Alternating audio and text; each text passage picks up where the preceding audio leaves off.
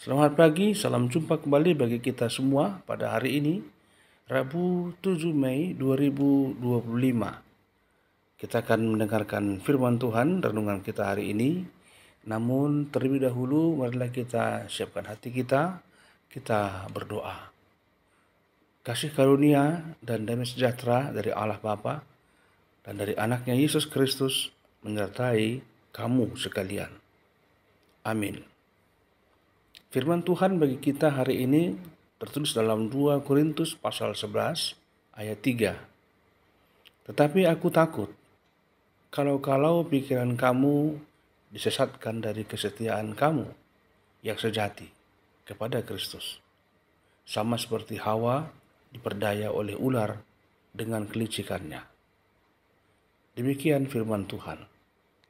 Jemaat Tuhan yang terkasih, Rasul Paulus dalam nas ini menyampaikan kekhawatirannya kepada jemaat di Korintus. Ia bukan sekedar takut mereka jatuh dalam dosa besar, tetapi bahwa hati dan pikiran mereka akan perlahan-lahan disesatkan, dijauhkan dari kesetiaan yang sejati kepada Kristus. Ia menggunakan contoh Hawa yang diperdaya oleh ular.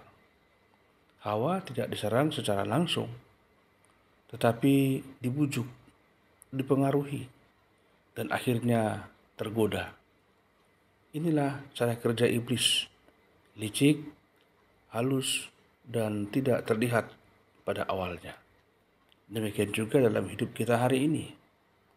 Kita tidak selalu dihadapkan pada godaan besar yang jelas salah.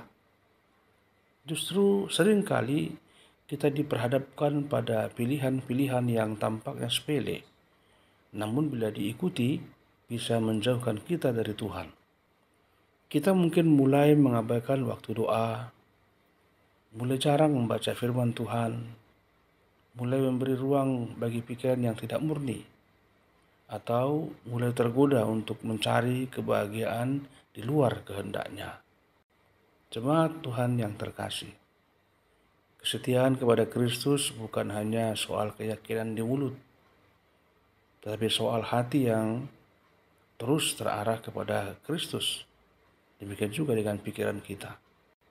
Setia berarti tetap berpegang kepada kebenarannya, walau dunia menawarkan jalan yang lebih mudah dan menyenangkan.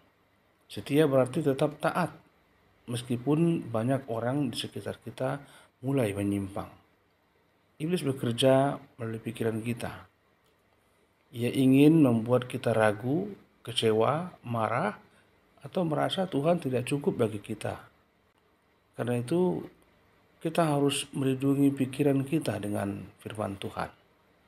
Apa yang kita baca, kita tonton, kita dengar, dan pikirkan sangat memengaruhi iman kita.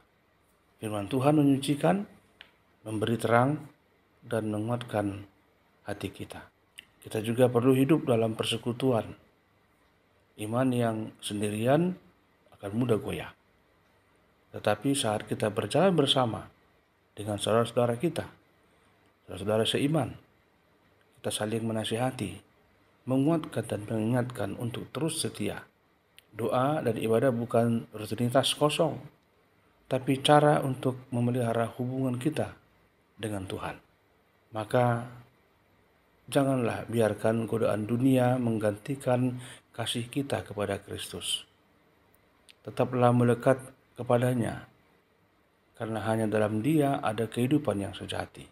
Oleh karena itu, mari kita berdoa agar hati kita tetap lembut, pikiran kita tetap jernih, dan iman kita tetap teguh, sampai akhir menyaksikan Kristus adalah Tuhan dan Juru Selamat kita. Amin.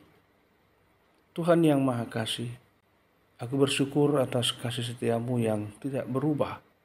Maka tolonglah aku untuk tetap setia kepadamu. Jangan biarkan pikiranku disesatkan oleh tipu daya dunia ini. Berikan aku hikmat untuk melihat yang benar dan kekuatan untuk melakukan yang benar. Pimpin aku dalam terang firman-Mu setiap hari. dalam Kristus aku telah berdoa kepadamu. Amin. Selamat beraktivitas bagi kita semua hari ini.